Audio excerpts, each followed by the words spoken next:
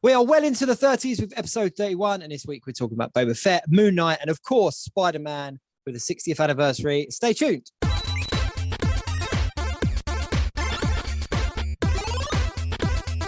The Geek Week in Review.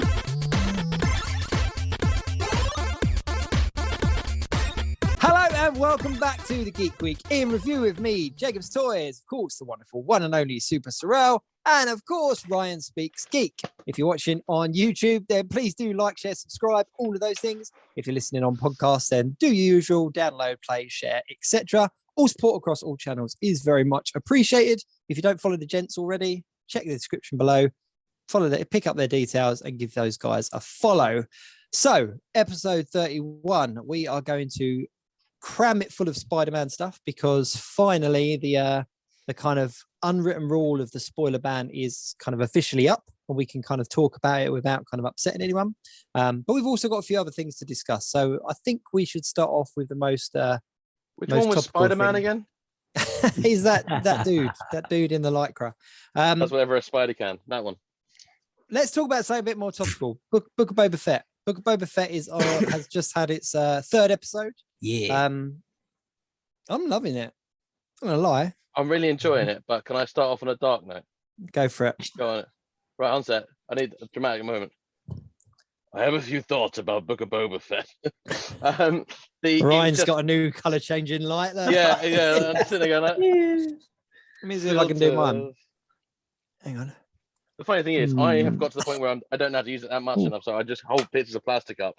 So I'm just like, dramatic lighting. Hold it over the camera. It'd be easier. There you go. Oh. We're going to see all the colours now. Anyway, no. So Book of Boba Fett. So first thought. So I'm going to get the bit I didn't like out of the way straight away because I think also it's the bit that I think 90% of the people who watch the episode have spent about on the internet. That speeder chase. That was slower than my normal internet connection on this show. What was up with that? Like I didn't not like it, but it felt odd. It was odd. I don't get the speed thing. Just confused me. You're talking about genuinely checked the lagging. The mod gang, kind of the colored. the Moss Vespers, coming in and they're multicolored, more colors than filters I've got, but on the kind of sort of things they're going with the shiny little mirrors and all that, and it was just that odd. I can't describe it. The speed thing was just so jarring because it's like I felt like someone was going to walk past them whilst they were on this high speed chase through the. I got confused. Was anyone else confused? Was it just me? Did anyone else check to see if their internet was lagging? Didn't even think about the speed of it, to be honest. It didn't even cross my mind until people started saying it. The only time I picked up on it is when they started like hitting into things. And I'm just thinking, you could have got out of the way quicker. Like, come on, you could have walked around, picked up an orange, kind of rubbed it on your shirt, taken a bite of your apple and still got out of the way. But when I kind of watched it back, because I watched it twice, I watched it once for myself on my own and I watched it once for the kids. And when I was watching it the second time, I thought it was very reminiscent of them earlier Star Wars films when obviously it was all very much practical effects. And it felt very much in line with that, is that I kind of believed that it was real, if that makes sense, as opposed to like special effects. I don't know how they did it, but it just that's why I was okay with it. Because I was kind of like, you know what, you look back and you look at like Luke in his like speeder and stuff, they weren't going incredibly fast for. They weren't even in Clone Wars when Anakin and Obi-Wan are chasing that woman in that little speeder car that makes weird noises that goes wee. Even that didn't go that quick, did it, to be honest? That right there be the opening clip, please? That right there was my new message tone. I'm just gonna say. The funny thing is the colors as well. But some people absolutely love it. Some people really hate it. Like I didn't mind it. I didn't bother me with it. Yeah, I quite enjoyed it. It was something a little bit new, and but yeah, I think the kind of half cyborg gang is quite a cool. Well, like, quite a cool thing. Damn well if they were all just plain silver, bike speeder things, everyone would have gone, well, they're just the plain clothes warriors, and they'd have called them something like that. You can't win. Yeah. You make them sparkly and shiny and people hate it. You make them plain and people hate it. Yeah, that's the thing. It wasn't that I hated it. It's just I couldn't get. I don't know. It just I found it so jarring because I don't know why. It really was really obvious to me about the speed thing because it was like kind of going, vroom, and the next scene it was like, and it was like, and then, Like then the next scene, yeah, yeah. But no, my people. I don't. All I saw was merchandising. I know. When I saw it and I saw the different colors, I just thought that's merchandising straight away there. If they make toys, they can't just make a red one because everyone's going to want a blue, yellow, green, or whatever the other color was. But I don't know. I didn't hate it. It wasn't like as far as the episodes go, I really enjoyed it. And that wasn't enough for me to dislike it. As they seem to Danny be Trejo in something not crap. Yeah, I was gonna say before we go on to Danny Trejo, did anyone else think that these new mod gang things, with the fact that they're into the cybernetics and things, and this program seems to be heavily leaning towards the comic side of things, do you think Valance may be something to do with them, or once was one of them? Yeah, he's heavily into his cybernetics, and he's got a very similar aesthetic to them, like a biker kind of leather jacket cut, and he would fit in with them very easily. But isn't Fennec as well? Isn't she like half robot now or half cyborg in a I suspect we're about to find that out in another episode with the whole, because obviously Boba finds her at the end of that Mandalorian episode. So I am assuming that we will see something about that. Catch up. Yeah. Yeah. But she did open up her thing, didn't she? And she had all stuff. I didn't imagine that. That was in the Mandalorian, I think wasn't it? She got shot in the Mandalorian. Yeah, I'm pretty sure it's season 2. I think you are right, or something. I've seen it. I've seen it somewhere, whether it was in my imagination or whether it was in a genuine episode. But there was a part where, like, I'm sure it was the Mandalorian was like, "How are you still here?" And she kind of opens her like stomach, and it's all like cogs and gears and stuff. Like, you'll see that. I reckon in the flashback part of the Book of Boba will probably come, obviously, because we've got to the emotional bit now. Did you catch her though in the flashback? Did you see her in the flashback, like walking along with the droids? Or yeah. That was cool. Oh, the mechanic, yes. Yeah, I had to kind of rewatch it. I was like, yeah, it is. But yeah, no, I like how they're linking it all in. Tusken Raiders. Then the whole like slaughter of the Tusken Raiders. Disappointed or like? I was really disappointed that kind of happened. I was kind of hoping that they would come back in the modern storyline, but yeah, they're gone. I've got a feeling. Do we see all of them? I was trying to pick out all of the ones that we would see, and I couldn't seem to see all of the Tuskens that had been sort of featured. You definitely saw the kid, like the kind of one that he linked to. I saw the kid like and the chief, the high priest. Yeah, chief. But I couldn't see the super warrior lady. Was it a lady? Oh yeah, the one. It was a lady playing her anyway. It was a lady playing it. It could have been. Okay. I don't know how gender works with some people, but like it was lady playing her, but like, which is what's up? What's up, baby?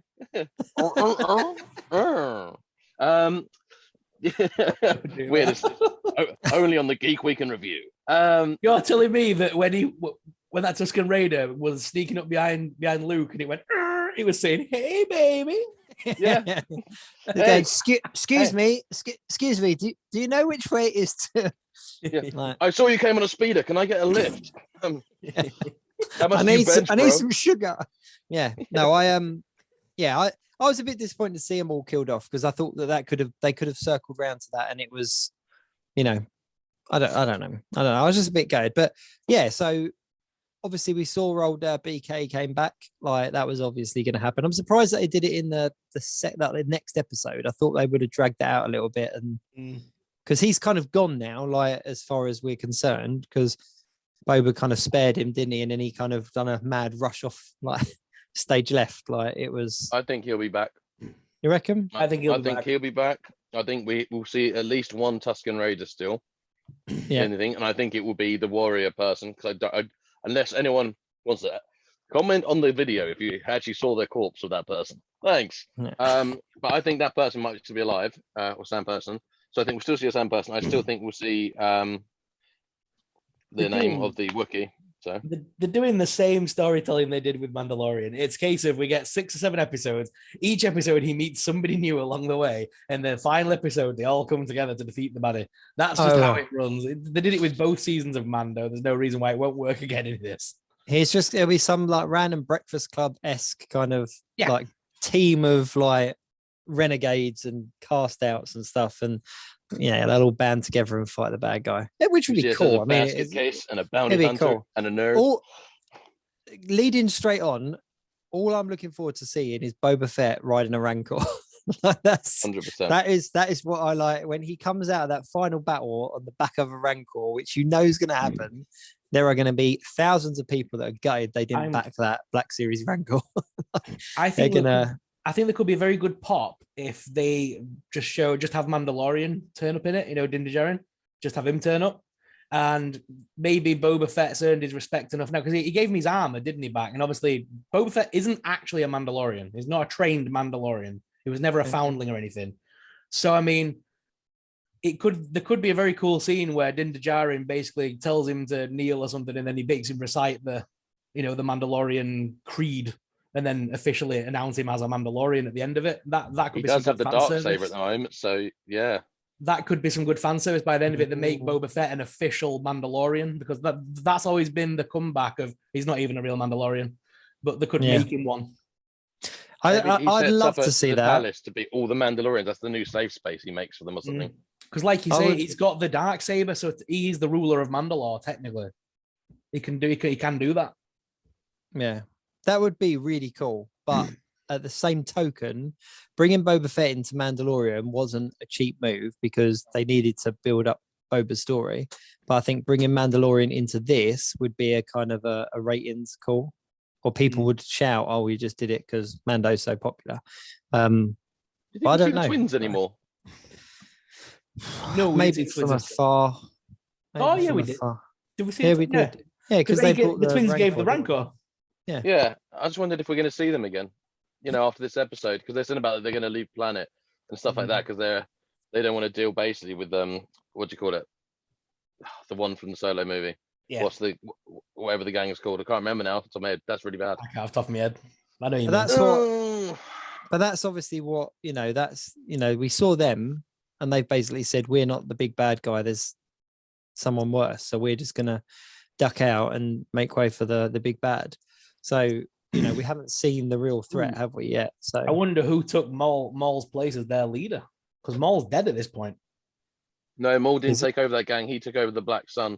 Oh, is he the Black Sun? Black Sun is different. Yeah, this is which apparently that's going to be revealed in the Kira series. Apparently, the Kira series coming up or something. I heard. Getting a series everyone's getting a series now. But Wilro Hood's getting a series too, and if you worked out who that is, you're definitely a nerd. If you know who Wilro Hood is.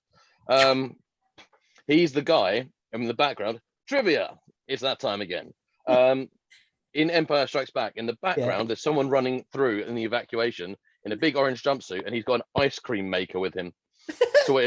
So he's became kind of famous because it looks like, Lando's like, Imperials have entered the base, abandoned Cloud City, and this guy's gone, my ice cream maker.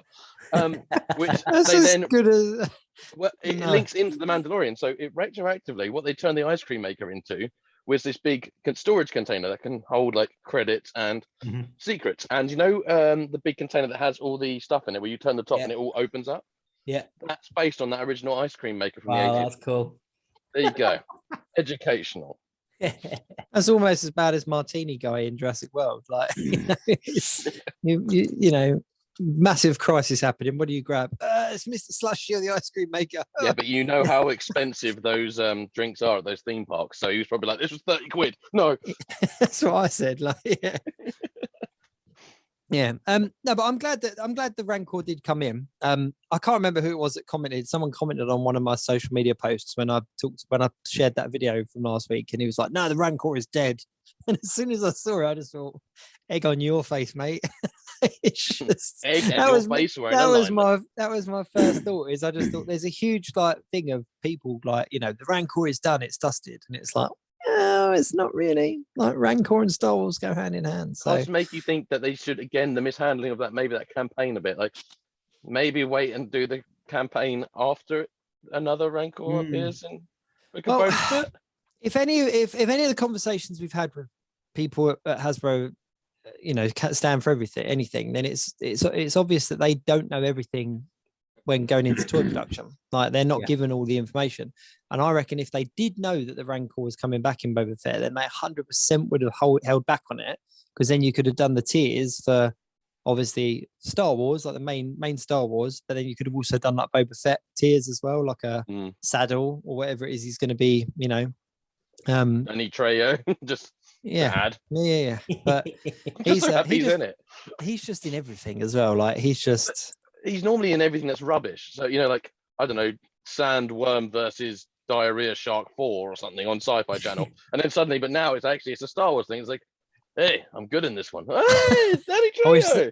It was funny because we were sat there. There was me, my dad, and my brother watching it, and we're all different generations. So we all said a different movie of what we knew of him. Like brother shouted Machete. I said Dust Till Dawn. And my dad's like Once Upon a Time in Mexico. I'm like, oh, there you go. Three very good films. Very good films, yeah. Hands down to the Sorrell family there. That's because I was in my head, I was like, Spy Kids. Oh no! Don't think Spy Kids. It's the same character. Machete is from Spy Kids. That's the same character. Just throwing it out there. Dust Till Dawn would have been my shout. Yeah, love that film. Yeah. Oh, I'm impressed there. The Sorrell household knows its movies. Yeah. So overall, I quite enjoyed it. I really did enjoy the episode, and I think episode 2's been my favorite so far. Not going to lie, the whole high-speed train and when they took over the train, and I think that was my favorite. But I think episode 3 had the most kind of pops, if you like. Like, oh, there's this. Oh, there's this. How many episodes are we getting? Do we know? Is it 8? I don't know, actually. It sounds really stupid. I haven't looked it up. No, I assumed it's 8. It won't be any more than 10 tops. Is the absolute going to be the maximum, isn't it? I don't think anyone of them go past 10, do they? No. No. Disney Plus is showing. Do your computer guy thing. Can you? He is. That's what I'm doing in the background. Disney Plus is showing the Kenobi series as well. Like, they're coming soon. There's already the kind of placeholder there for Kenobi as well, which is quite exciting, because every time I go in, I go, "Oh, I know, coming soon." Oh, so 7 episodes overall. Oh, 7. Oh, right. All so written, we are. Yeah, all written by Jon Favreau with co-writing with Dave Filoni. Yeah. So they've all been written by John. Yeah. I think that's the cool thing, is that, those two being so heavily involved in Mandalorian and Boba Fett, it feels very fluid. You know what I mean? It feels like it all cohesive. Yeah, very cohesive. That's the word of the show, cohesive. Speaking of shows, though, in Disney Plus, do you know what I went back and rewatched was WandaVision, and I was surprised at how short it really was. Like, it doesn't. I flew through it. I'm on like the second from last episode already. But at the time when it came out, I remembered it being like really in depth and really long and all the rest of it. And I've rewatched it, and I was kind of like, oh, this is not as like in depth as I thought. But it was interesting going back and rewatching it, having had all of the stuff that we've had since it. But yeah, it's an enjoyable watch, just ahead of Multiverse Madness. I just thought I kind of wanted to get ahead of that and see if there's anything I missed out on. But yeah, go rewatch WandaVision. Especially considering the amount of like what's it called? The theories and stuff that came out of it. Yeah, and all the supposed Easter eggs and this means that and all the rest of it. I was really shocked because we have so much content out there now that I'm surprised that we went so deep and sort of so full on with WandaVision. But hey, did anyone see Kat Dennings' post about the anniversary? No. Oh, about WandaVision's. She was like, she put you know what her sense of humor is like. She put on one of her things. I think it's maybe Instagram or something. It's like, I'll celebrate 1 year of WandaVision. Here's me busting out of my Spanx after 1 hour of wearing my costume. Yeah, just fucking ripped the costume straight. I was like, yeah, I can relate to that. I wear a tight t-shirt. I'm like, oh, this used to fit. I am, yeah, but that was what spurred me to watch it, because obviously being the kind of 1 year anniversary and stuff. Mad, isn't it? 1 year. Oh, I know, but Disney Plus and the Marvel and the Star Wars TV shows are just a real kind of like a rite of passage almost now, aren't they? Like they're, when you think of all the stuff that we've had, it's crazy to think that we kind of existed in a MCU and a Star Wars thing without this ability to kind of watch them all, and also all these extra shows and stuff. Anything else about Boba Fett before we kind of leave him in was the kind of sand, there sand wasn't dunes? really any Easter eggs this week. It was very Easter eggless. Apart from obviously the little what's her name walking along with the droids. Yeah, it's not really Easter egg though. That was it was quite obvious, wasn't it? And obviously the stormtrooper heads on spikes and stuff, because obviously we've seen those in the Mando and stuff. It wasn't. It didn't make me, and I know I've kind of stepped away a little bit from Black Series. Like I've still got my Black Series kind of dotted around my room and stuff, but it didn't make me want to run out and get any of the new figures or pre-order. I'm kind of on the fence about Fennec. I'm not going to lie. I really on the fence about getting her to stand with my Boba. That's because BK's now. Yeah, give him a chance. He'll come. Yeah, but how long do you reckon? I reckon you're waiting at least a year. I reckon they'll announce him pretty quick. I know we've already got a lot of pre-orders. Yeah, I think he's a character that'll rush out. They've already got the Wookiee mold. It's just a new head, isn't it? They could shove him on Chewbacca's body, just repainted, and a new head. Yeah, but do you think the fans would be pleased if they just repaint her? No, but that's what they're doing, isn't it? We weren't happy when I weren't happy when they just gave us the same Spider-Man base figure 4 times in the past wave and repainted different colors, but I paid for all. Yeah, fair play. You can imagine somebody at the Hasbro lab, like literally with all these Chewbacca's on the desk, and I'm working as fast as I can. Like, come on, make a render. Like, yeah, but there's a lot of customs out there. Department. I've seen a lot of customs, and obviously pre him turning up in the show, it was a character that was customized quite a lot because of that Wookiee mold. So it'd be good to get some more Wookiees in the collection for those of you that have big Star Wars collections. All right, so before we go on to the big chunk of the show, which would be obviously Spider-Man, Moon Knight. So at the time that this show airs, we would have just had, or just coming up would be the full Moon Knight trailer, because they're playing that Monday night. But the Disney Plus did give us a teaser trailer. I'm really excited for Moon Knight. I'm not going to lie. It's one of the shows that I'm really, really excited for. Yep. Just because there's 2 ways that they could do it. I think. I don't know how familiar you are with Moon Knight as a character or in the comic book and stuff like that. If I'm being honest. There's I don't want to go too deep on it because I don't want to ruin anything. So I know you don't like your spoilers and stuff like that. But he has all sorts of like mental issues, and he's just a very interesting character. But there's 2 ways that the show could go. It could either go very street level, because he's very much like if he showed up in Daredevil, I wouldn't be surprised. You know what I mean? He's like a kind of a Batman-esque. Well, he's essentially like Marvel's version of Batman in that respect. Yeah. But he's like a street level. But there's also a huge kind of supernatural Doctor Strange kind of element to him as well, that kind of part of the universe. So it could go one of the 2 ways. It could either be really kind of sci-fi special and mystic, I think is probably the best word, or it could be very kind of street level gritty, and they might do a bit of both, but I'm interested to see where it goes. Did you notice the werewolf in the teaser trailer? Ooh, no. Did you not? Go back on. I haven't seen the teaser trailer. I don't know why I'm saying no. I only watched it just before this show, so we were going to talk about it on the show. So I was like, the bit that you see him from the back and he's beating someone. Have a little look. It's a werewolf. Obviously, Werewolf by Night was big in his comics. They were friends and allies and enemies all sorts of the years. It's where he popped up originally as well. His kind of roots are in like Werewolf by Night and stuff like that. I think was it Werewolf by Night he showed up? Yeah, Captain America Werewolf live action appearance. That's what I want now. So Werewolf by Night, Moon Knight's first appearance was in the Werewolf by Night comics. I've got the re-release issue of that comic.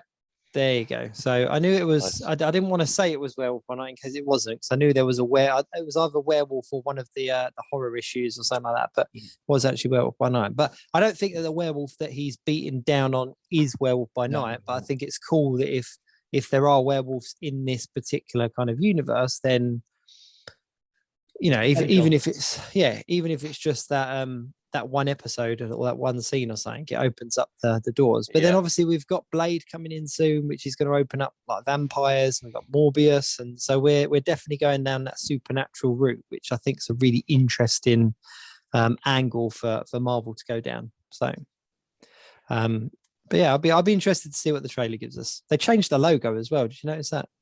Yes. This is how anal I got with it. I was just like, oh, we've changed the logo.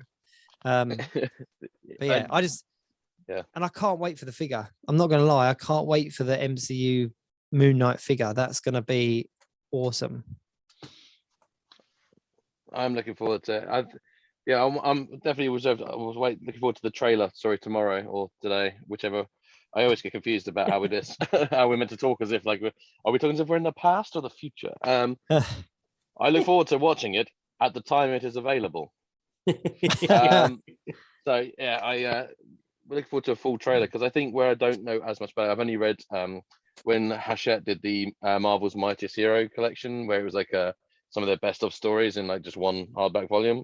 I've only read that of Moon Knight, so that's my entire Moon Knight knowledge and experience is one graphic novel, which is a few bits of story from each one. So yeah, it's gonna be cool to see something I don't really know much about. It's good for me. It's gonna be like Guardians of the Galaxy as a series. Like, I went in Guardians of the Galaxy knowing pretty much next to nothing about it and really enjoying it. So Moon Knight's gonna be a bit like that for me. I know next to nothing about Moon Knight. I'm not gonna look it up at all either. I think I'm just gonna go in blind. I think I'm just gonna enjoy take it as it is for the first time. I think we're going to get a lot of new Moon Knight fans. I think they're going to come out of the woodwork. Like, people are going to be diehard Moon Knight fans. I think that, I don't know, just when I was younger, there was just something really cool about him. Like, even down to the extent of kind of like, he was like a street level kind of, vigilante, if you like, or superhero, but his costume was like bright white. It was like, there was just something really cool about this really crisp, clean, like looking costume, like fighting in the street. I don't know. I'm really excited for it. I'm really kind of funny. excited. It's Marvel's Batman, people say, but then he's got the complete opposite of costume wise. Oh yeah, me. Yeah. One of them's like, I'm in the shadows. One of those, look at me. Look at me. Obviously, the stories aren't the same, because obviously Moon Knight is all like ancient Egypt and that kind of stuff. But people did kind of cross them over. When you get these kind of polls of kind of this person versus this person, this person versus this person, Moon Knight and Batman kind of tend to pop up next to each other just because they're. I just had this image of the Moon Knight series. He's in a fight. And someone says, "Oh, but save Martha," and then Moon Knight's like, "Why did you say Martha?" Oh dear. Another before thing we go, as well, Spider-Man though, as well. By the way, I've got one more thing before Spider-Man. But go on. Well, I was going to say as no, you go. Not about Moon Knight. Is yours about Moon Knight? No. Mine's about something different. Oh, okay. Well, we've both got secrets. Okay. Maybe. Someone go. Yeah. No. Okay. Well, I saw. Ryan. You're clear to go. I saw Scream 5. Ooh. Okay. The new Scream film, and it's really good. It's actually really good. The weirdest thing is, you're sitting in a cinema, and when you get the big title screen up just before the film starts, it was weird sitting in the cinema seeing what looked like the original, because it says Scream, because obviously this one's just called Scream again. It was just really odd being like in 2022 watching a Scream film in the cinema. I found that really sort of discombobulating, because Scream for me is very much like when I was a teenager, sort of renting from Blockbusters around people's houses type movie. That's just what Stand-Alone did, and then people used to bring prank call from like the other phone or something like that. But it's really good. It's really clever. It's really funny, but not too funny. It really does strike the right balance. It really has, in my opinion, the sort of same feeling as the first film, where it is that perfect sort of blend of the cliches, the comedy, and also the genuine horrors, and the keeping you guessing type, the proper whodunit style stuff. So, if you're watching it and you haven't seen it, go and see Scream. Who's Ghostface? Ready? 1, 2, 3. Don't tell us. No, don't tell us. Can you imagine if I was the guy who spoiled after all of my kerfuffles? Yeah. I want to see it. I've got my own theories. I've got my thoughts. But yeah, I'm looking forward to it. But in keeping with movies, what I was going to say is that obviously Eternals dropped on Disney Plus as well. So a lot of people that kind of opted not to go and see it in the cinema are obviously now commenting. And I don't know if you guys have noticed, but obviously the Marvel Legends did a whole Eternals wave, including a Gilgamesh builder figure and two store exclusives with Athena and Ajax. And I picked them up. I picked them all up without going to see the film, just because I was like, I want them, the MCU film. I've got my MCU collections. I need to have it. And it's interesting now to see how many people are on the groups asking for those figures. Like, I've watched Eternals now. And did you notice that, Sorrell? There's a lot of in search of posts. And yeah, I still haven't seen it yet. Still haven't sat and watched it. No, really not bothered. It's I really wanted to go and see it at the cinema, but I just didn't have the opportunity. So I did watch it when it came onto Disney Plus, and I got to say until it affects what's going on in the MCU, I'm really not bothered. I think that's its biggest problem. I think that it's tying into things that we haven't yet been exposed to. And I think it's going to be one of those films that people are going to look back on, and it's going to become much better, if that makes sense. Because when there's more to tie it into because it doesn't relate to any of the current stories, apart from the odd name drop and kind of, oh yeah, this happened and that happened. It doesn't tie into any of the current stories. So not directly anyway. And even the refreshing. Yeah, no, it was nice to, and it reminded me very much of kind of the early days of the MCU, where you kind of went into I don't know, a Thor film, and not kind of thinking, how's this going to relate to what I've just seen in the last Captain America, or how's this going to lead into the Doctor Strange film that I know is coming out. It was kind of, you just went in, and then at the end you saw that kind of post-credit scene and you went, oh my god, like that's so and so from this film that's not coming out for another 2 years or whatever. So it was kind of refreshing, and I feel a little bit, I do fall into that camp of, I feel a little bit kind of betrayed by a lot of Marvel fans, where they're kind of boycotting it because it doesn't do that, when originally the films didn't really do that anyway. I think it's definitely got a quality about it. But yeah, I think its biggest problem is that because it doesn't tie into any of the current films, a lot of fans are kind of like, well, they don't know where to put it. But what is nice to see is a lot of people that didn't buy the figures or didn't buy the wave or whatever are now looking to buy that because they can appreciate what it is. And I think that those figures are going to be not hard to come by, but I think they're going to be very popular after ones in the future. Give it a year or two when it ties in. I think they're going to be very sought after. I just wish they'd made more of a thing out of Black Knight at the end. I really do. They could have really, that would have been a really good kind of open door, and I don't think they opened it quite enough. They almost just kind of like open the letterbox and let you peek through a little bit, where they should have just kicked that door wide open and kind of go, look at this, and then boom, like but yeah, what you got was Peeping Tom rather than Roadhouse. Yeah, just 100% Roadhouse. Just kick that door in with a side kick, and yeah. Speaking, I'm gonna say, before we move on to Spider-Man, did anybody see the Doctor Strange Multiverse of Madness like rumored cameo list? No. Yes. Yes. I've the internet like wildfire right now. I actually saved it. So it is basically a cameo from everybody. It's almost like, right, when I looked at it, and this leads into Spider-Man, but it's almost like the kind of director of it went, oh, that really worked with Spider-Man. Who can we pull in that's not been used yet? And just literally picked somebody out of every Marvel film that's happened previously and thrown them all into this. Are we talking like every single one? Oh, I'll read them out to you, Ryan. We've got Nicolas Cage as Ghost Rider, Ian McKellen Magneto, Mr. Fantastic, Wolverine, Storm, Cyclops, Professor X, Blade, Spider-Man, obviously Tobey Maguire's version, Edward Norton's Bruce Banner, and the Punisher. Wow. I'm guessing stock footage though. They're all the Fox ones, aren't they? They're all the Fox and Sony characters. Yeah. It's literally like the Marvel went, right, Sony, we're going to use these characters and kind of give this to you, but we need everybody else on your roster to make a cameo. What I don't understand is people don't seem to understand, because everyone keeps going, oh my God, it'd be so cool to see Edward Norton as Bruce Banner. That's the same Banner that's in our MCU, just a different actor. Yeah. It's not the same storyline. It's not a different Banner. No, it's just they recast him. Yeah. But the one that has legs for me, though, the one that I think could is the one that I didn't mention, which is Tom Cruise as a Tony Stark variant. because Tom Cruise was originally meant to play Tony Stark before Robert Downey Jr. was cast. So to go back and honor that, they could literally give him a cameo as a Tony Stark variant, and someone's doctored a picture, and he actually looks good as the character. He looks like the figure, like the faces you get with them with the Marvel characters. Yeah, he's got like a little tash going on, his little goatee and stuff. He looks just like the cartoon version. Are you you're familiar with the Illuminati in comic books, right? Kind of. That's like like Professor X, Mr. Fantastic, isn't it? Yeah.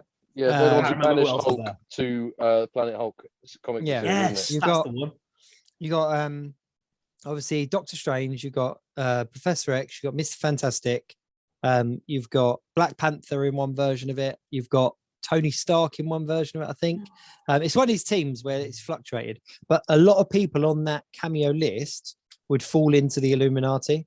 And there has been the hint that we're going to see the Illuminati. And I think that would be a very clever way of doing it, by going, here's the fan service, here's the Illuminati, but instead using all of these characters from non-kind of canon films, because everyone would recognize them as their characters, as opposed to kind of, if say, for example, if you were going to do the Illuminati in this and they cast, say we've got 6 members and they cast 6 unknown actors to play these characters, and the portal opened up and they were dressed up, it would just look like people doing cosplay.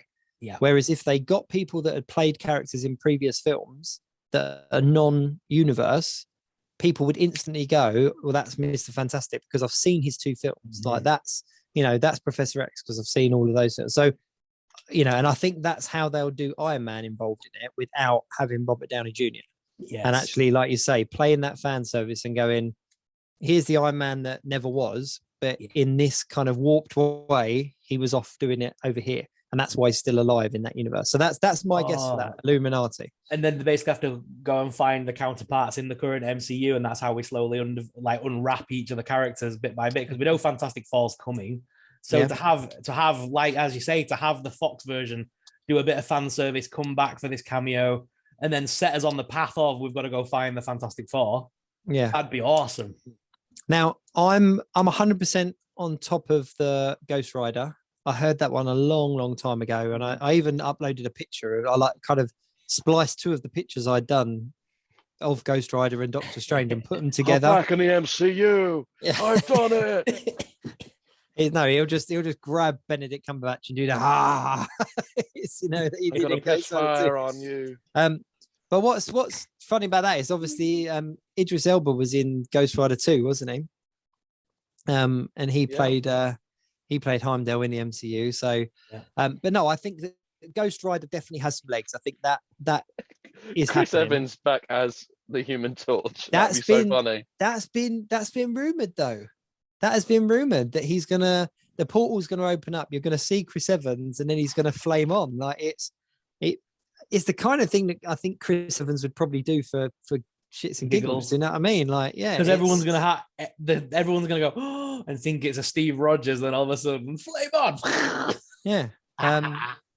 But even if it is just a case of that we go through to the Illuminati and then there's some kind of like literally 30-second scene between Mr. Fantastic and Johnny Storm, like it's, and we see, I don't know. But I think Ghost Rider is 100%. I think we're going to see Ghost Rider and we're going to see Illuminati. I love the idea of seeing Ghost Rider, but just not Nicolas Cage. I want someone who can play it going forward. I like the idea of a fan service cameo. I love that. But if it's gonna be something where they plan on using it in the future, we need to let someone take the role or someone else. I totally agree, and this is part of my problem with this. I'm a little bit worried that we're becoming a bit too obsessed with the past. Like, I know we are, as a nerd by nature, is constantly, and I am fully aware that behind me I have got a rug dictating nothing but the past. However, I mean, you literally collect retro 3/4-inch figures.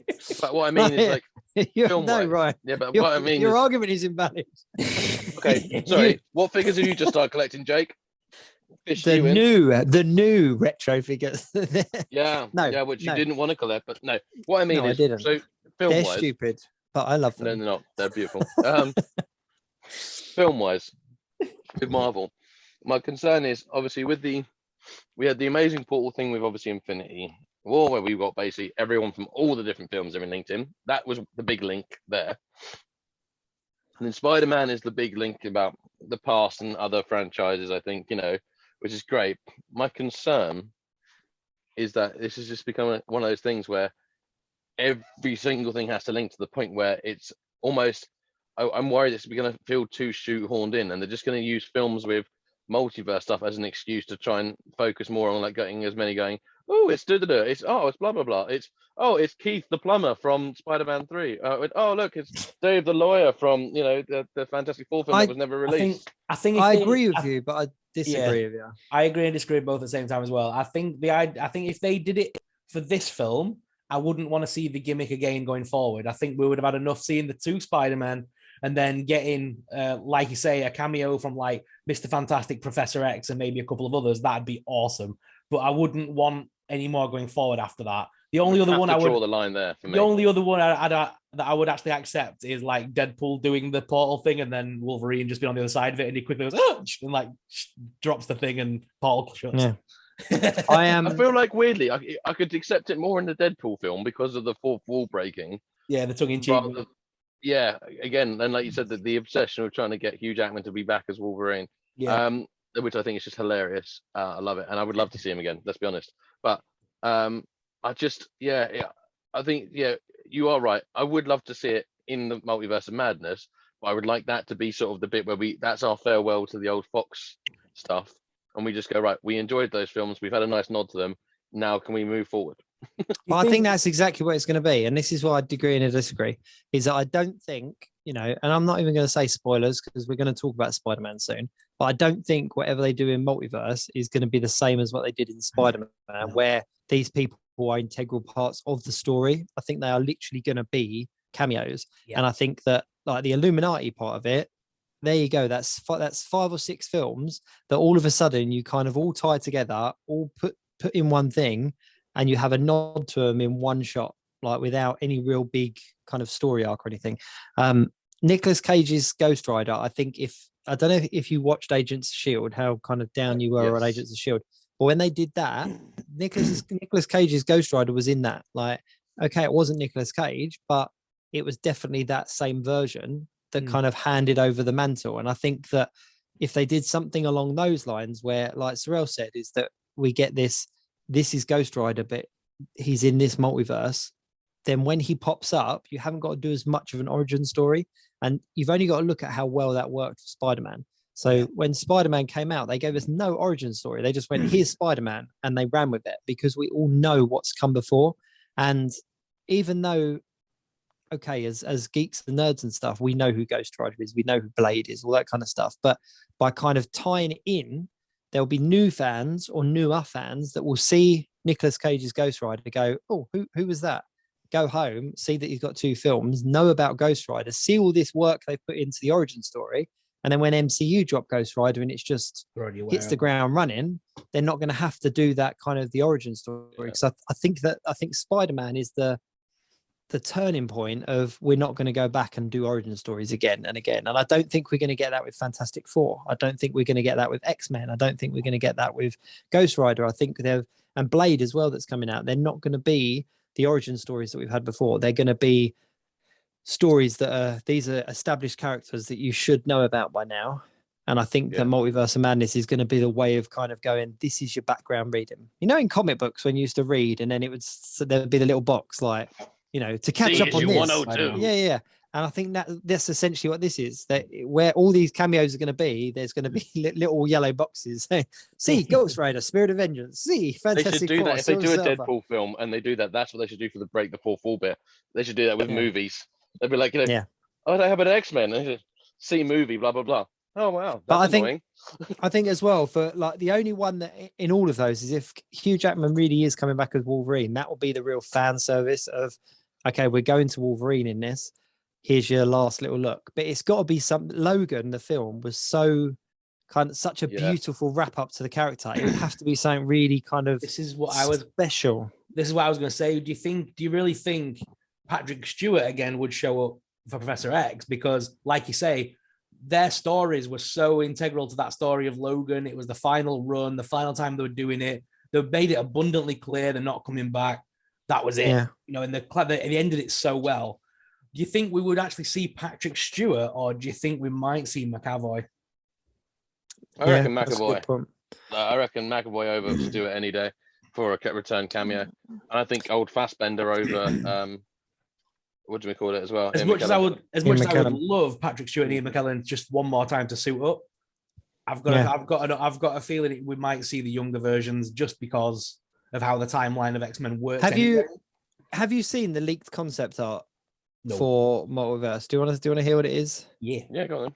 Okay, so the leaked concept art shows Professor X, Patrick Stewart's Professor X, talking to, I think it was Strange, who's being held by Ultron bots that are run by Tony Stark, and that's a bit of leaked concept art that they've shown. So obviously in the world where Tony Stark kind of kept the Ultron bot as his own and kind of so that's kind of out there. But then with that said, you've only got to look at even the concept art at the end of Book of Boba Fett and Mandalorian, like how different things are compared to what you see in the episode. And I really like that in these Star Wars ones. They show you the concept art and you can kind of see, this is the idea they had, and what I just saw is what they actually went with. And there's only slight changes, obviously, in a lot of them. But I think that this leaked concept art is going to just kind of give us an idea of what's coming, but not the full picture. I'm still sort of holding out that if we ever see Hugh Jackman's Wolverine again, it would be with Deadpool. I don't think they would not necessarily want to, I don't want to say waste the pop, but I think you would get a bigger pop if it was with Deadpool. Agreed. I don't think the pop would be as good in Multiverse of Madness because Wolverine doesn't really have much to do in that world. I think the pop would be Professor X. No. More than anything. I can't see how Wolverine would fit into that. I think we're not going to get a Wolverine cameo in the next Deadpool film. I reckon we're going to get a Hugh Jackman. Yes, cameo a real life Hugh Jackman. That would be amazing. Yeah. Like, you know, I think that's how they're going to do it. Yeah, some 4-4 thing where like Ryan Reynolds is trying to convince him to be in it, and Deadpool turns up as well, or something like that. You know, just Or Deadpool's so popular in his world, they're going to make a Deadpool movie and they've just cast Hugh Jackman to play him. Or on the flip side, how you could tick all the boxes is have Deadpool come across Hugh Jackman, like because Hugh Jackman played Wolverine, so you have Hugh Jackman like with the pretend claws on at a convention or something like that, and Deadpool run. So he is Wolverine, but he's not Wolverine. He's Hugh Jackman. Like that would just be amazing. That would be amazing. But yeah, so I don't know. I think Multiverse of Madness has got a lot coming. I think it's got a lot coming, and I think that what we've seen in the trailer is nothing in comparison to what we've got coming. And I really hope there are all these cameos. I really do, because I think it'll be like you say. I think it'll be the last time that we really get the opportunity to just splurge on all these old films and like. But I do see it as a callback. That's my theory now. And if I'm right, then give me a prize. But I think it's just going to be. This is going to be a way of establishing those characters, especially with characters like Blade, that we know their film is like in production, that their film is being created at the moment. Do you really think they're going to waste that and the budgets and the ability that they've got now to go back and tell the story that we saw so brilliantly right at the beginning? No, not at all. You know, because Blade was officially the first Marvel Studios film as well. Yep. So they're not going to go back and retell that story. It was so wonderfully done in an awfully brilliant way. They're not going to go back and retell that story. So I think Blade. I just started looking at my DVD box set on the shelf wistfully. I don't know what happened. Like you said, the reason I'm like, the trilogy's up there. I'm like, I love it. I love the trilogy. Absolutely love it. And I don't think they're going to replay that. And I don't think they're going to try to pretend that we're carrying on from that. I think they're just literally going to be like, this is Blade. This is what he's dealing with. And obviously there's that little bit at the end of Eternals where supposedly it's him that is talking to, Black Knight and stuff. So I've got a feeling that like Blade, Black Knight, Moon Knight, I've got a feeling those characters will sort of be together doing something going forward, I think. Yeah. Because they're all the round table. Well, they're all the supernatural, darker versions of Marvel characters. And obviously Marvel have the Marvel Knights story arcs, the comic books, and they're all those characters, and it would be a really good way of tying them all together, like you said. Sorry, carry on. No, I was just going to round up by saying just like, and obviously if characters like Werewolf by Night pop up, we're going to see probably a new version of Whistler in the new Blade movie. All those characters tie into the sort of, like you say, Marvel Knights, Midnight Suns, Night Stalkers. Yep. And obviously, we've already got Morbius kicking about. If Sony and Disney are still friends, we might see that crossover at some point. So we are getting a darker side of the universe beginning to pop up now. Oh yeah. So I think there's. We're not going to waste it on origin stories. The audience are too well read. They're too well established. Like, you know, that you've only got to get a sniff of a character. Like, oh, this is Morbius and he's linked with X, Y, and Z. And people are researching them. They're doing their background. Like, you think back to when Blade came out, for example, like back in, what was that, 2000? No, it wasn't it? It was early. No, it wasn't. It was early. It was early. Yeah, it was early. Blade's 97 or 98. Yeah, Spiderman. 98. Yeah. Well, the original Tobey Maguire was 2002, wasn't it? And Blade came out years before that. So think back to the early 90s, the late 90s. 1998. Yeah, there you go. Blade is 1998. Blade 2 was 2002. Blade 2 ended it off in 2004. Now I feel really old. Yeah. Now I feel really old. Oh man, that's depressing. I was 8, and now I'm looking at the thing in the little camera box. Now I'm going, oh god, you were 8. What happened to you, mate? I just had a flashback to Buffy the Vampire Slayer. I thought I gotta rewatch that.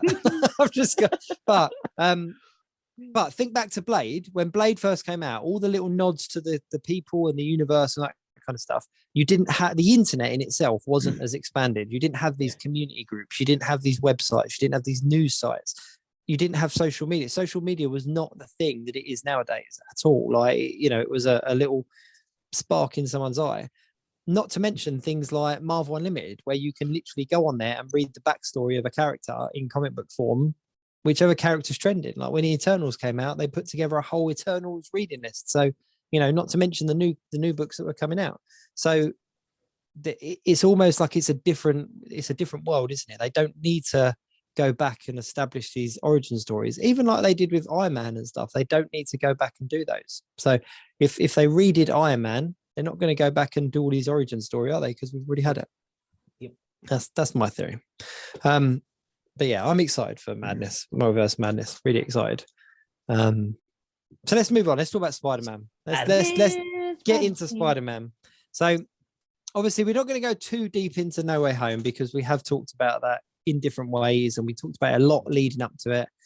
Me and Sorrell did a kind of a reaction video because Ryan decided he wasn't going to go and see it at the same time, so we didn't include I'm sorry, him because I had to isolate because my wife got COVID. I'm so Mate, sorry. It was Spider-Man No Way Home. I would have rented out a whole cinema. No, I'm only joking. I mean, you were doing the right thing. You were doing the right thing. Yeah, but now I'm thinking I should have rented out the whole cinema because that was actually a really good idea. £100 an hour. Cineworld. £100 an hour. £100 an hour. You can do it, yeah. Cineworld, mine, local Cineworld. It's £100 an hour to rent out. People genuinely rent it out for game nights and stuff. You can rent out a whole room. Oh, Geek Week film evening. I'm just saying. Geek Week live from Cineworld. But okay, so without going too deep into it, we all knew it was going to happen. We all knew the three of them were going to show up. I think they did a really good job of pretending it wasn't happening. Because Andrew Garfield did the best job ever. He actually convinced me that they weren't actually. They was only like stock footage at best. I didn't think we would actually see them in it, acting in it. But he was. Oh yeah, my love for Andrew Garfield, which I had already, which I'm not appreciating everyone now being like, oh yeah, he was great. It's like you never liked Andrew Garfield, you guys.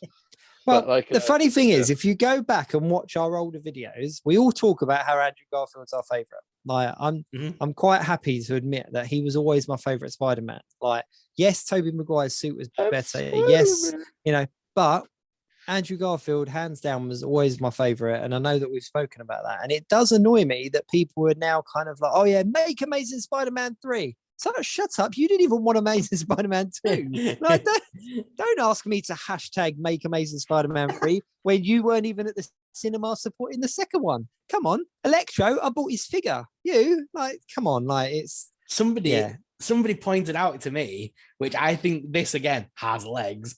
You know, at the end of the Amazing Spider-Man 2, we see him fight the robotic Rhino. And then in the recent Morbius trailer, we see that headline of fake Rhino escapes or hoax Rhino or something. Everyone's now saying, could Morbius be in Andrew Garfield's universe? Yeah, well, and we see, you say, we saw the Spider-Man thing, and it was like Tobey Maguire's version. Funny you say that. I'm gonna dive deep on this one. I'm gonna dive deep, right? So it's Morbius week in the Geek Week. It's Deep Week in review. No, that sounds like something wrong. That is on a whole different stream.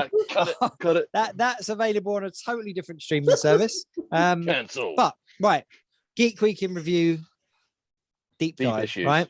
Deep dive. So, couple of things. Green Goblin, Oscorp doesn't exist in this Tom Holland universe, does he? He says Oscorp doesn't exist. In Morbius, we see Oscorp. Yep, straight away. The Oscorp logo is the same as the Oscorp logo in Andrew Garfield's universe. So straight away, okay, it could just be a similarity. But if we look at things that cross over universes, like the Daily Bugle and stuff, the logos are different, and even the way that it's things. So the fact that they've got the same logo is, that's established. The other thing as well is that Morbius was supposed to be out by now. Morbius was supposed to come out at the end of January. It was all geared up to come out. They were releasing trailers. They were, it was all exciting. And then all of a sudden, sorry, are you right? And then all of a sudden, it gets pushed back to April. Now, how can a film that is literally due to come out, like it can't, like what issues could it possibly have this close to release date, aside from reshoots or aside from variant? What? Omicron? No, the Omicron variant. I actually thought it was to do with that. They were like worried about the risk of it being potential cinema closures again. No. All right. Everyone looking at me as if I've just killed a puppy. Yeah, you did. Everyone back off a bit. Yeah, but why out of all of the films coming out would they go Morbius? Yeah, Morbius is just like, actually, I'm gonna drop that. They're saving this for the cinema for a reason. They're saving it. That's what I mean. So they might have been worried about cinema closures. No, see, my thought is reshoots, because the Oscorp link straight away, that shows that it's the same universe. The other thing as well is you've got the Spider-Man and the murderer thing on the side. Spider-Man killed Gwen Stacy. Let's be honest. He essentially was a murderer because he did kill Gwen Stacy. We don't see how that comes out or anything like that. He also technically killed Electro, because Electro at the end of that film zapped into nothing, didn't he? So it would be very easy for people to label that version of Spider-Man as a murderer. We also hear in No Way Home where he talks about how he stopped pulling his punches and he went very vengeful and all the rest of it. So we don't know to what extent did his Spider-Man go. So that whole murderer thing could be very telling, as in Spider-Man's not looked at as the cleanest of guys. The only thing I can't figure out is the Michael Keaton Vulture. Like, why is that? How is he linked? Because we all automatically thought Morbius was in the Tom Holland universe. We still don't know technically if he's playing Vulture. We still don't know that he's just playing a character within the film. We don't 100% have it confirmed that he is Vulture yet. Or if he's actually just playing a different version. Yeah, he could be a variant. Like J.K. Simmons, J. Jonah Jameson. The other thing as well, which I think is a really cool, and I think it's going to be a little, if it pans out, it's an Easter egg, but he was the only Spider-Man that was like, oh, I want to fight an alien. Yeah. Morbius has already established that him and Venom are in the same universe, because there's talks to Venom and the thing that happened in San Francisco, and he says, I'm Venom and all the rest of it. So then the whole Venom versus Spider-Man would be Andrew Garfield's Spider-Man versus Venom. That would be awesome. And Tom Hardy's Venom. It wouldn't actually be Tom Holland versus Tom Hardy, because they're in separate universes. So I think if we are going to see the Amazing Spider-Man 3, it's going to cross over with Tom Hardy's Venom, and it's going to cross over with Morbius. That's my thinking. And that would be the ultimate way of kickstarting Sony's Spider-Verse without even touching Tom Holland. Tom Holland can remain MCU, keep going with the MCU, and they can just play around with Garfield and Maguire. I honestly think there was a much bigger story at play.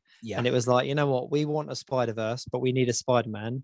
We can't just take him out of MCU we can't just take him away because that doesn't work. So we need to reestablish and that's hands down why Andrew Garfield has come out as the star of that film, because people needed to like him. He needed to be, it was never going to work with Tobey Maguire. It wasn't. He's too old now to kind of really carry the role. Tom, like I say, the Tom Holland was too established in the MCU, so people needed to come out of that film liking Andrew Garfield's Spider-Man, and they did. And you only do that, and if you're a fan of Andrew Garfield's film first, you go into it and you think, yeah, he's still just as cool. But the writing and the direction on that was very clever to make people come away and go, that was my favorite Spider-Man, not the Spider-Man whose film it was, because now everyone wants more. So Sony can just go, oh yeah, here you go. And that's why I think Morbius had a release date that it did, and then it was dropped back. And I might be going really over the top here, but I think there's too many little things that when people have been saying it online to me, and they're like, people have been sort of like speculating stuff, it makes perfect sense. It does make sense. Yeah. And it would be a very cool way of having Venom, because they've already said you will see Venom versus Spider-Man. Like they've already said that Tom Hardy's Venom will fight Spider-Man. That somebody has said that, but they've not specified who. So yeah, and Andrew Garfield's still young enough to play it. Like he still looks the part. He's and he's not really. Let's be perfectly honest with you. Apart from Tick Tick Boom, that's just obviously just landed on our streaming services, and that he's not done anything massive to put him in the fans' eyes. It's not like he's the hot ticket at the moment. He is because of Spider-Man and Tick Tick Boom, but previous to that, he wasn't doing anything that made him a household name. No. I don't know. Hacksaw Ridge was pretty big. Yeah, but not big enough that people were like. Right, maybe not Marvel fan big, but yeah, okay. Well, yeah, I didn't even know he was in it. I've heard of Hacksaw Ridge, but I didn't know he was in it. Yeah, he's the star. He's like the main guy. Yeah, it's and it's a true story. It's a really wonderful and brilliantly acted film. I highly recommend it. But do you see what I'm saying though? That he wasn't. Yes, he's done stuff, and if you're a fan of Andrew Garfield, you're like, oh, he's doing this, and he's like, and that's for me. Tick Tick Boom. I was like, I was sold on the idea anyway. Lin-Manuel Miranda, and obviously Tick Tick Boom. And when I found out it was Andrew Garfield, I was like, this is amazing. Spider-Man. But I was like, no, this is amazing. But yeah, I think that it was cleverly written to make him the Spider-Man that everyone wants. And even to the extent as well, like, I'm really going off on one here, but when it comes down to toys, right? So that TikTok video I posted of the Miles Morales Gamerverse thing, and it's had over like 700 views, like 700,000 views, all because people caught a glimpse of that Morlun figure that had a similar logo to Andrew Garfield. And people are going mental, thinking that I've got some kind of Andrew Garfield Marvel Legends figure. Oh, we need an Andrew Garfield. They've already given us an Andrew Garfield Marvel Legends figure. Like, I have it on my shelf. Everyone hated it. Like, it was, people were literally like, why are you couldn't give it away a year ago. No, it was one of them ones that, like, if you were selling a bundle of figures and Andrew Garfield was in it, the person would go, yeah, I'll have them, but don't send me that crap. Like, it's just keep that. Like, whereas now they're going for like 50, 60, 70, up to £100. I've seen some of them sell for. And then it's not even a good figure. It's a crap figure. Like, but yeah, but now everyone is Andrew Garfield. Sorry, I went off on one now. I love Andrew Garfield, but I'm waiting for the inevitable the next drop of merchandise for Spider-Man. We've not had a massive drop since the film. So I'm waiting. It's got to happen. There's no way they are not cashing in on. There's no way they're not cashing in on this moment. They're clearly waiting for a good amount of time for the cinema, everyone to see it, and then there's just going to be a massive merch, and you're going to be able to pick your Spidey, and there'll be all three of them available on the peg. Yeah, definitely. I think when it comes to 3-pack. Yeah, I don't think they will. I think they might down the line, but I don't think that'll be the first thing. I think that it will be done more in a kind of that will make you rebuy something, if that makes sense. Like, I think the special edition 3-pack is just all three Spider-Men crying. It's just that's what it is. the tears of a Spider-Man pack. But no, I think that you're right with the merchandise there. I think there must be some kind of street date on it where they've said, right, this is the date where the merchandise drops, because like the Hasbro guys wouldn't necessarily have known about the three Spider-Men. They're now. the only basic figures they released was a box set at Sainsbury's that was a repack of all the previous 5-inch action figures. That is the only thing that released for this movie. And then we got three single packed figures of the black suit, the red suit, and Doctor Strange. Those were all again just reissues. Though. And J. Jonah Jameson as well. No, I'm not about Marvel Legends. Just on about basics. Just kids' toys. Okay. Because what I'm saying is, aside from collector stuff, just in general, when you look at the merch that was available for the movie, it wasn't there for such a big. I hadn't actually noticed. You're right. It was really such a big there was movie. No big masks or anything like that, or whatever. No. They are waiting for that drop so they can release all the Tobey Maguire's, Andrew Garfield merchandise. They'll want to do it where they drop all 3 Spider-Men, all the villains. They'll want to do it because it's just printing money, isn't it? That.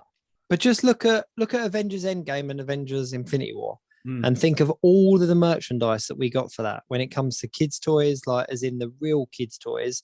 When it came to the collector stuff, when it came to the clothing, the lunch boxes, like everything like that, you couldn't move for Endgame or Infinity War. There is no way they're not cashing in on this. No way at all. So I think there's a date or a time that we're going to see it all. Like Spider-Man or something like that. And to help us go on to the next subject, do you think it could be anything to do with the 60th anniversary of Spider-Man? I'd like to think so. I mean, obviously this year's a big segue, one. Man. It was almost as if it was planned, but it wasn't. It was just beautifully done by SuperSorrell. But it is a big year because it's the 60th anniversary of Spider-Man, but it's also the 20th anniversary of the original Spider-Man Sam Raimi film. So it is big. So if I was to hesitate a guess, I would say that Marvel Legends and Hasbro would have kind of queued something up for the Sam Raimi anniversary and the general anniversary as well. And I don't think that the two are going to come at the same time. I don't think we're going to get like a 60th anniversary of Spider-Man No Way Home. Here's all the 3 sets. I think that they're going to be separate things. I think it's going to be expensive year for fans of Spider-Man. Do you think we would need? Do you think we would need the Sam Raimi versions and No Way Home version? Do you not think they could do just the 60th anniversary of Spider-Man and just include those as part of it? Rather than release the figure twice in the same year. That could be very iffy. I don't think they're going to make a big deal out of the 20th anniversary or anything. I don't think they have to. Now that we've had No Way Home, I think it would just be a case of here's your characters. Because in all fairness as well, like no one... You made that sound like they were like so like, here's your characters, you filthy animal, like, get out of here. Yeah. But what was good about No Way Home is obviously the suits were the same. Mm-hmm. Like the suits were essentially the same. So they could release a Tobey Maguire Spider-Man, they could release a Andrew Garfield Spider-Man, and that will fit on anybody's collection as one from 20 years ago or 10 years ago if it's the Andrew Garfield stuff, or one from No Way Home. I think they have to give us the unmasked heads. They have to give us, similar to what they did with Tom Holland, they need to give us the basic suit with the unmasked head, but they don't need to make it a big deal that it's the 20th anniversary. And it's things like Electro as well. Like if they did Electro from No Way Home, I don't think people are going to be going, oh, we really need the one from Amazing Spider-Man 2. They're just going to be happy that they've got the Jamie Foxx Electro. Yeah. So I think that... They're happy they have a 6-inch Jamie Foxx, I think. But I think that they're going to... I think the only place that they would come up short, because again, Dr. Octopus, Sandman, Lizard, they all tie in nicely. I think the only place that they're going to have a bit of disagreement is depending on which Goblin version they do, whether they do the unmasked with the tattered clothes or they do the original all green costume, because obviously No Way Home, he was much more the unmasked, bit more comic book accurate looking costume, wasn't he?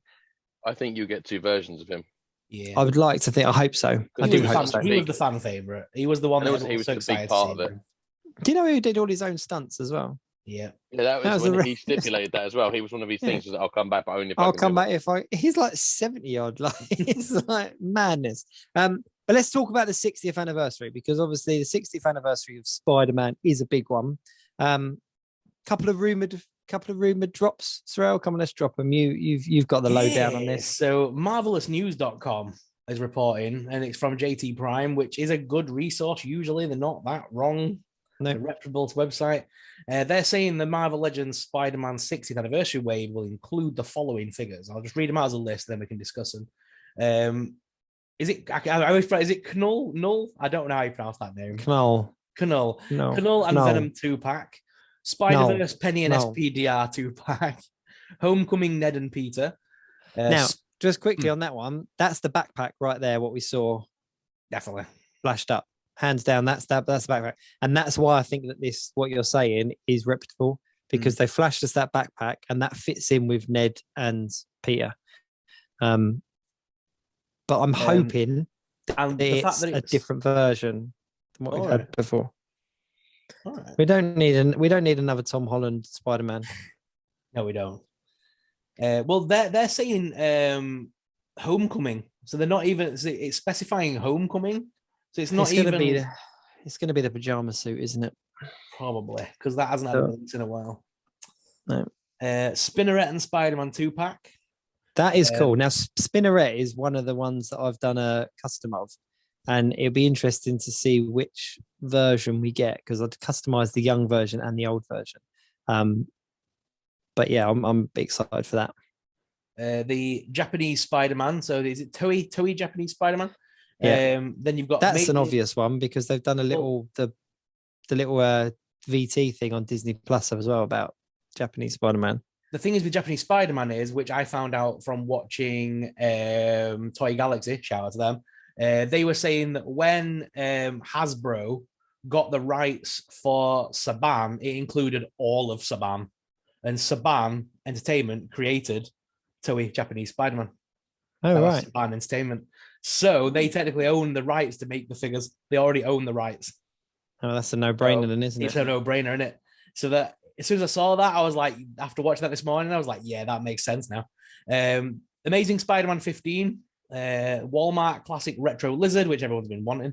The 90s animated Spider-Man, and then comic Iron Spider, which we know is coming. We've already comic seen. Iron Spider we've seen. The animated 90s Spider-Man is a curious one, because obviously the retro waves they've been doing have kind of loosely been based on that. That's been the kind of retro kick, hasn't it? How would they make that Spider-Man any more animated? I don't know how they would. Cell shading, like the Venom.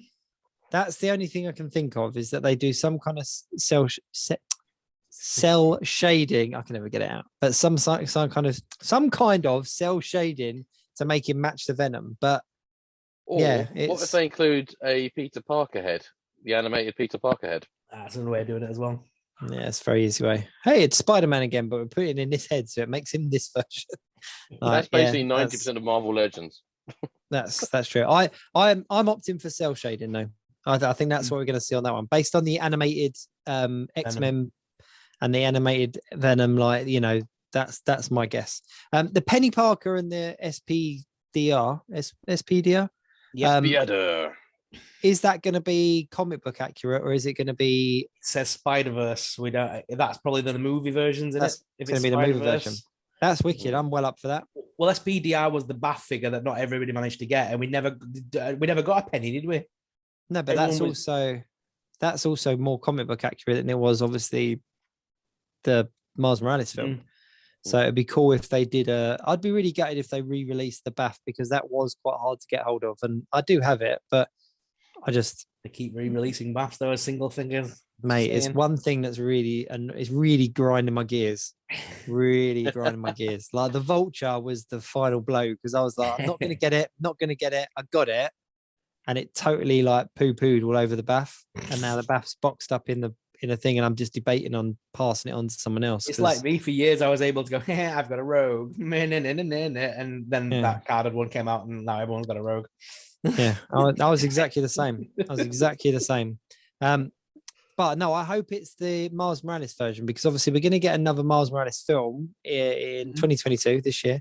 And so far we've only had the four characters from that, the Miles, Peter, Gwen and Prowler. So it'd be nice to get something extra. But that's an interesting wave. That really is.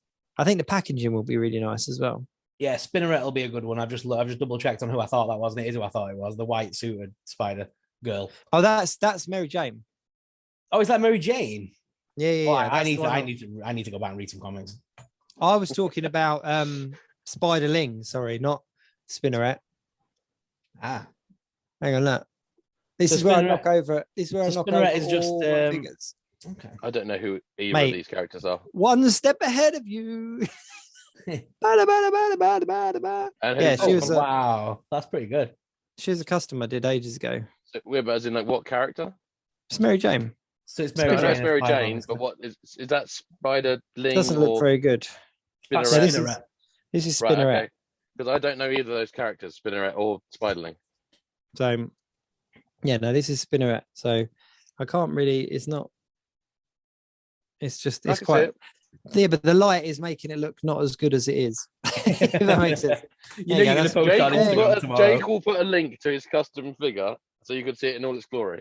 I know it is on Instagram. I did this one ages ago. Ages ago. He's going to do a refresher picture tomorrow, though. Look, the leaks have come out, but look what I made. You know that. You know that, mate. If they're being leaked already. No, I did all three. I did. Can't remember the name of the characters now. Spiderling then? It's their daughter. Oh, right. As in like a youngling Spiderling. Oh, okay, I get it now.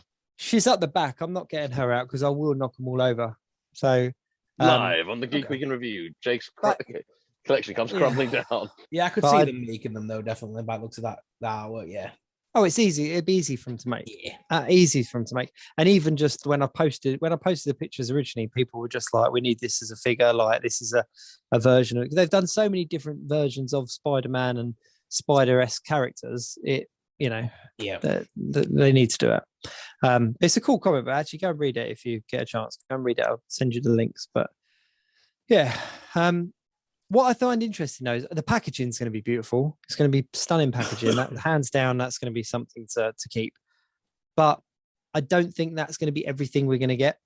No, I really don't. Because it's like with the 10-year anniversary.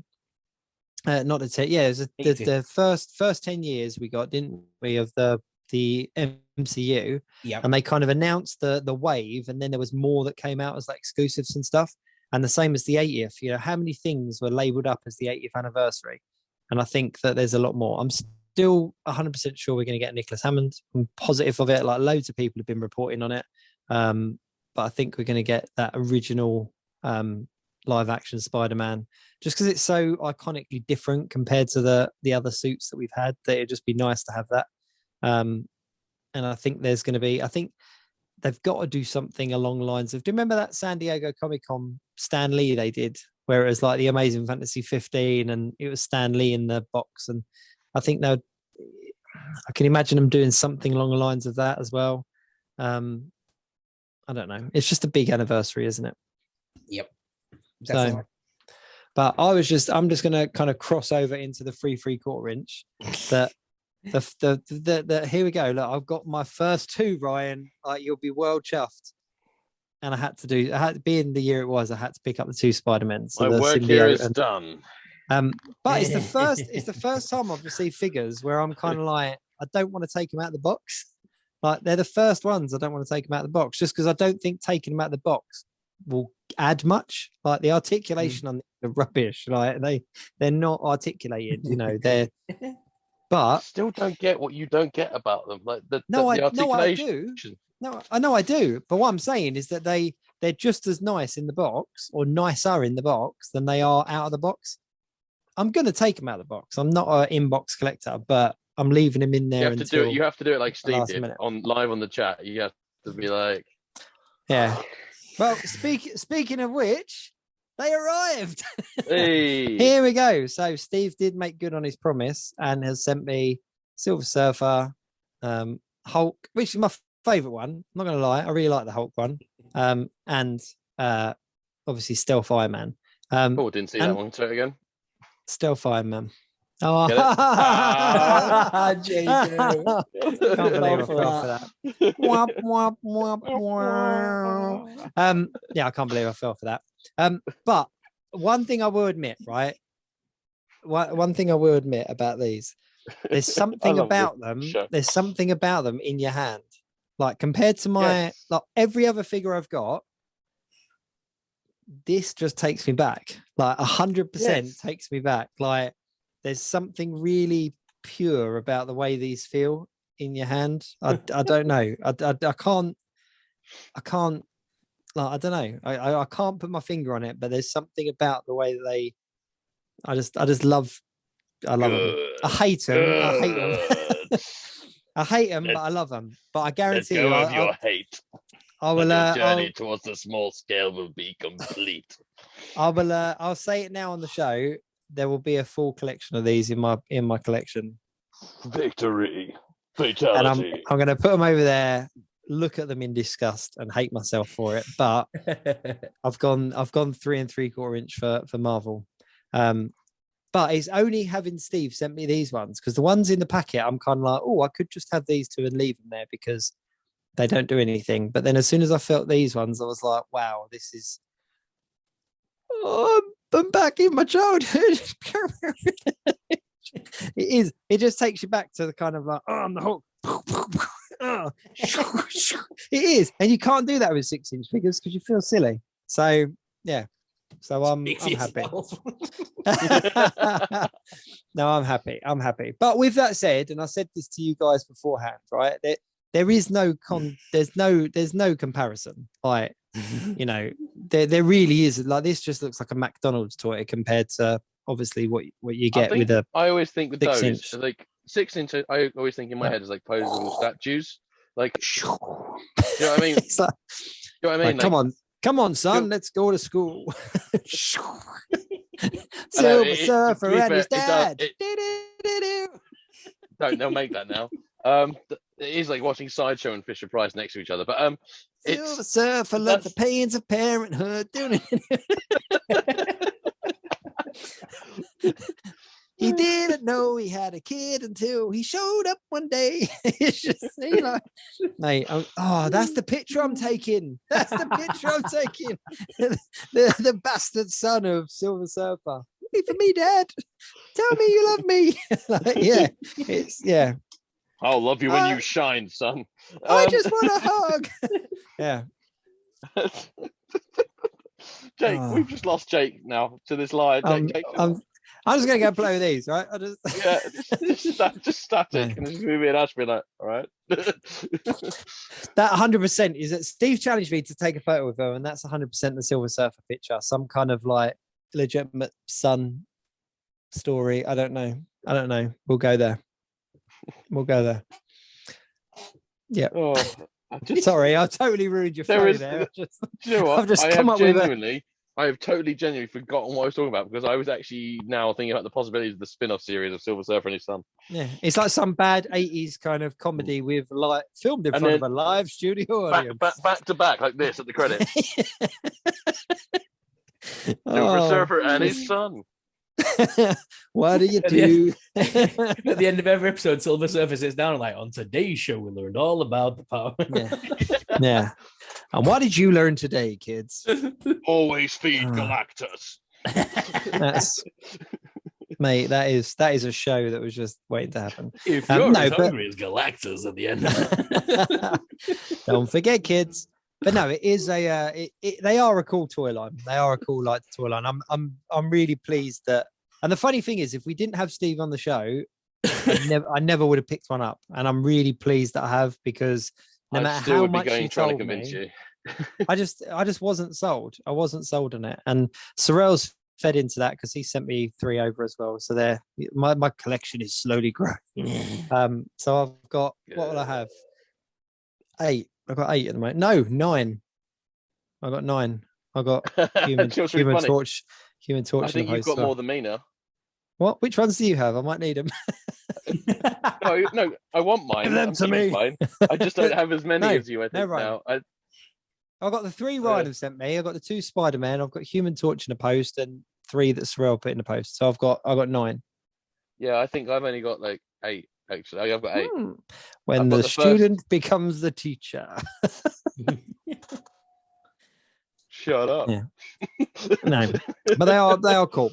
But it's safe to say I'm not going to dive hard. Like, I'm not going to go really. And I need the San Diego Comic Con exclusives. I need the Like they re-released Spider-Man with 2 different card backs based on Wave 0 and I don't need all of those. I just one of each character on the shelf would be fine by me. No, I'm going for one of the. It's more for me about figures. What is interesting though, so the Wave 5 that's coming out, which has got the Venom, but when they showed I've already pre-ordered that. Yeah, when they showed the Wolverine and the Rogue, Steve actually confirmed on the retro group that the Wolverine Rogue 2-pack that was on wasn't Rogue, Pulse. It wasn't Rogue, was it? It was Phoenix. Sorry, Phoenix. So he's such an expert in the line already. The ones on Pulse, the costumes are exclusive to that thing. They won't be re-released. So, yeah. So go to Pulse now and order. I don't even get anything free from Pulse, but yeah, I'm still going to say it. Go to Pulse, buy something. Thanks, Ryan. Now I need to get an exclusive. You're welcome. Yeah. There's No, also they are a cool. Storm variant with different eyebrows. I'm not even joking. Wow. But they are cool. They're bizarrely okay. They're I don't know. That's it. Like, that's how we end the show. Bizarrely okay. Yeah, I hate them because they go against everything that I enjoy about having action figures now as an adult, like as an action figure collector. They go against everything that I justify my collection with, if that makes sense, like the posability and the articulation and the photographs and but there's something so I don't even want to say nostalgic because I think that cheapens it. There's just something very pure about them. And we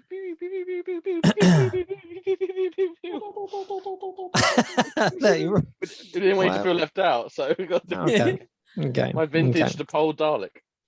But yeah, I've got my wiki that I pretend is the new BK wiki instead. Good standard. I don't know. It's going to be a big year for Spider-Man. That's the bottom line of all this. Let's be honest. That's what made me get my little 3 3/4 inches out. That's sounding wrong. No, we can't have that. Right. Let's rewind. That's what made me get the little 3 3/4 inch Spider-Man out. But no, it is going to be a big year, and I don't want to speculate too much because I don't want to build up too much hope of what I'd be happy if they gave us the No Way Home figures. They gave us some kind of sort of tribute to the 60th anniversary and just filled the gaps in the collection. I think Hasbro are doing an amazing job at really filling those gaps. And Steve said something when we sat with him, and that was that they aim to complete teams and complete rosters and stuff. And I think that's one of the biggest fears a lot of fans have is that, if I jump into this line or if I pick up this box set, am I eventually going to be able to finish the team? And sort of hearing that that's what they strive to does make me feel better about stuff. So when it comes to Spider-Verse, there's so many characters out there, so many characters out there that I think they're really going to go for the more obscure ones because it'll be the real Spider-Man fans that they're aiming those at. So yeah, I'm excited. We're in the anniversary year, so just get those renders out. What are you waiting for? Like, come on, like, stop delaying. Show us what you got. Let's see these Spider-Men. Like, I want to start pre-ordering. But bizarrely, it is a bit of a dry kind of period as well. There's a few figures coming out with Pulse that were delayed. Things like the Excalibur box set. Friends over in the States picked that one up, but we didn't get it over here.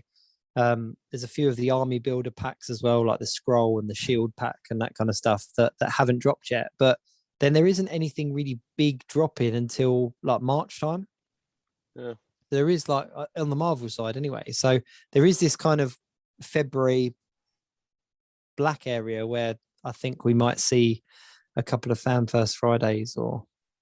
Well, let's not forget the rest of the year. We've still got quite a lot of stuff to get through because we've got Moon Knight, Doctor Strange, The Multiverse of Madness, She-Hulk, Secret Invasion, Thor: Love and Thunder, Captain Marvel, Marvels, Black Panther, Wakanda Forever, and the holiday special, Galaxy, Galaxy, all this year, and the Miss Marvel TV series, all this year. Marvels.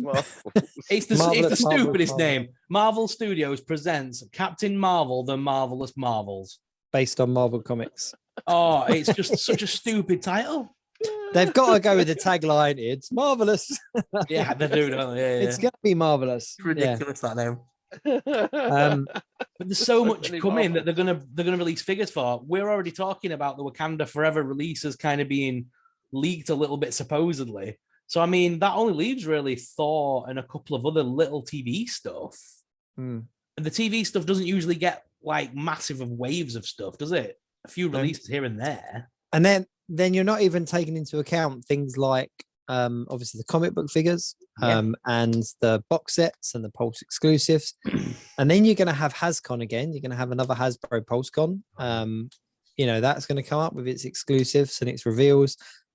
One thing Steve said was that we're going to have another HasLab, was he said that we will get over 100 figures. I don't know if that was on the Behind the Toys interview or whether it was on the Geek Week, but he did say that there'll be over 100 figures.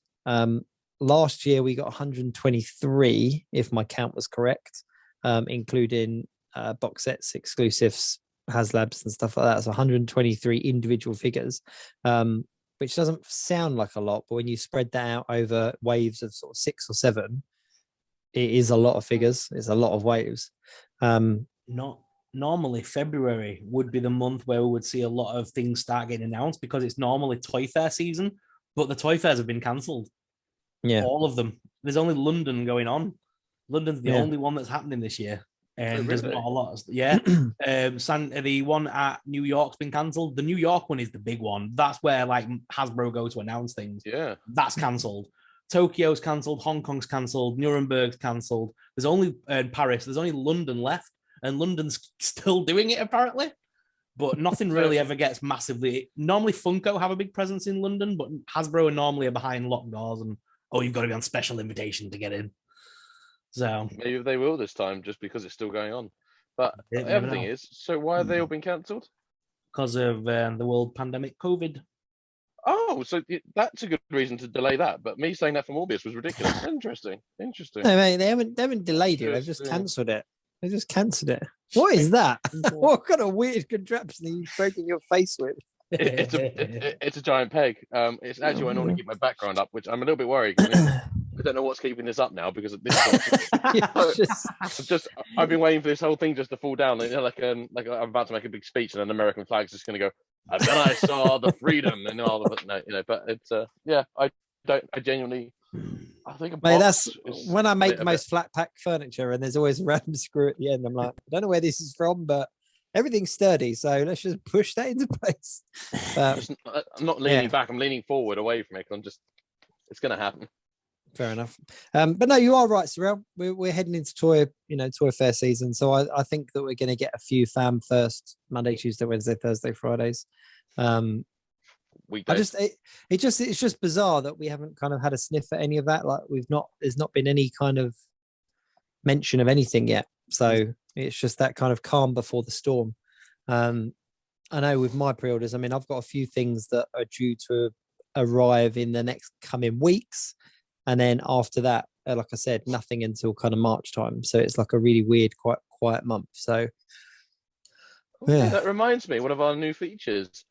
Sorrell, pre-order watch. How's it going? I haven't pre-ordered a single thing. Fantastic. Tune in next week for more pre-order watch. What you pre-ordered? Nothing. Excellent. No. Actually, if I would have pre-ordered my Doctor Strange, I wouldn't have had it. I would be still waiting for it because the people that I know pre-order with haven't had it yet. However, I could get it in hand if I want it right now from Kapow and Comic and Cocktails and In Demand. I've got it in stock. Pre-ordering is unnecessary in the modern age. Talking about this guy.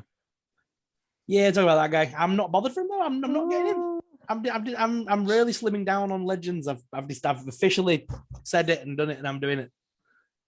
I wish that this had come out of the tail. Last year. Now my pre-orders have run out. When we last spoke, I was thinking about getting out of the Legends game, but I still had like a shed load coming up at the end of the year on pre-order, and I didn't feel it was right to just email Comic and Cocktails and cancel thousands of pounds worth of product because they're a business and they want to make their ends meet at the end of the day. So I kept my end of the bargain and I kept my just emailed them. I don't like Legends anymore. Yeah, that's it. Can you imagine? I just need to cancel all of these pre-orders, please, that I've had with you for every year. You know what? I did the same thing with Star Wars, and I literally received my until I got one Star Wars pre-order still in the works, but that was one that was due out in. No, I had him and passed him on already. Yeah, I sold him on already. It's Darth Raven. Oh right. Yeah. I was supposed to get that in October, or I think it was, or September, October. Has Revan even been released yet? Have they delayed it, or I don't know if I've seen it. Ages. All right, I don't think it's changed. When the pre-order came out, I paid in full, so it's not like I'm not going to say don't send it to me, but Jacob's already had Wrecker, and he's already had Captain Rex. I've not even had them yet, and I've paid for them, and I don't even have them yet in my hand. Oh, really? Another reason why I'm not pre-ordering anymore, because I could have got them both from Toys R Us, had them both in stock for ages. Yeah, it is a weird one, and I do kind of feel a bit I feel for the retailers because they're only working with what they can work with, but it's frustrating. It's killing the. But then I also wonder, that Hasbro Pulse is obviously out now, but they're also being hit with it as well. So it's not like it's even this big grand sort of plan. Like a lot of people are saying, oh yeah, all this is happening because Pulse are just trying to take over and push out the little man. But it's not, because I've got pre-orders with Pulse that I was due to have in the tail ends of last year that I'm still waiting on now because of delays. And let's forget, as much as I'm saying this is purely because I want to get the things as quickly as possible to review and have on the channel. That is literally the only reason I'm doing it. Yeah. A lot of people need to remember that most people can wait. It's not a case of me being throwing the teddy out the car. It's just because I want to have the thing first so I could get the review out as quickly as possible. That's what we do on YouTube. That's how we operate. And I think people get the wrong end of the stick sometimes when I say these things. Like, that's the only reason I'm doing it. There's nothing, but there's no reason. I don't hate on any of the retailers or anything. It's just, I want to get the figure in hand as quickly as humanly possible. And ordering at the moment doesn't do that for me. So we'll just see how it goes, because I have said I will report back. So I will be truthful.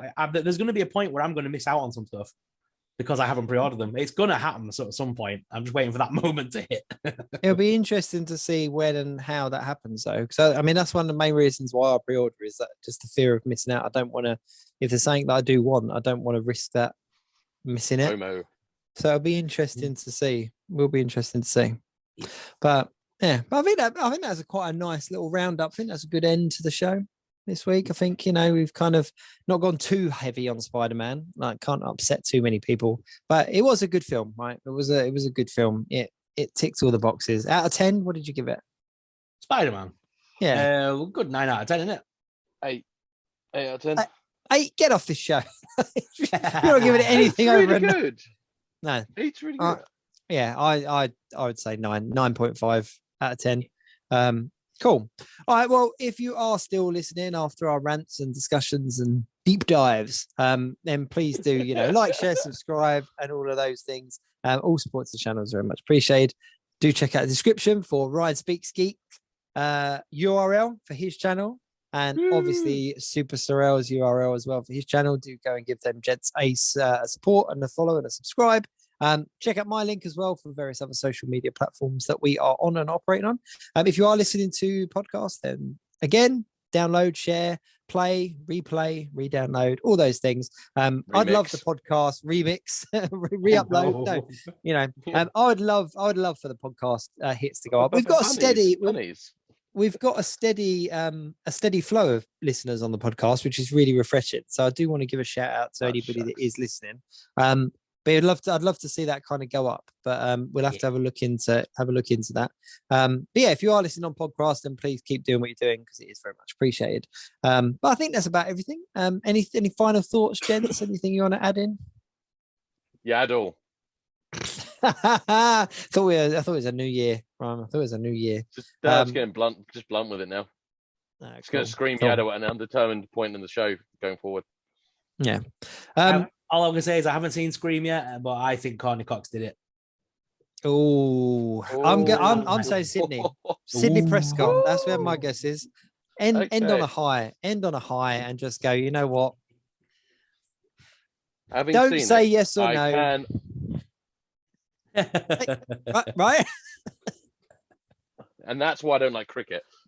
I did my internet go again. Sorry. I was gonna say it's too cheesy poo for it to be Sydney, but we said that about No Way Home and Andrew Garfield being the one to save Mary Jane, and it happened. I know.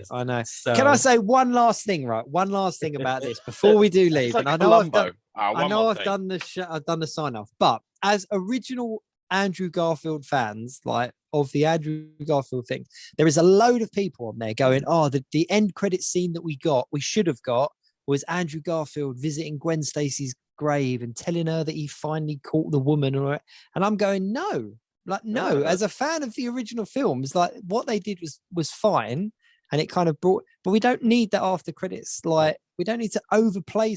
Like you're basically looking back at a film that meant nothing to you at the time, and trying to make something out of it. So, any OG Andrew Garfield fans out there, like.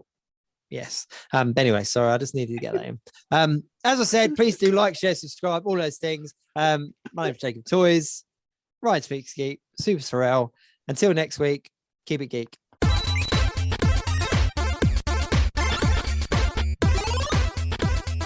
The Geek Week in Review.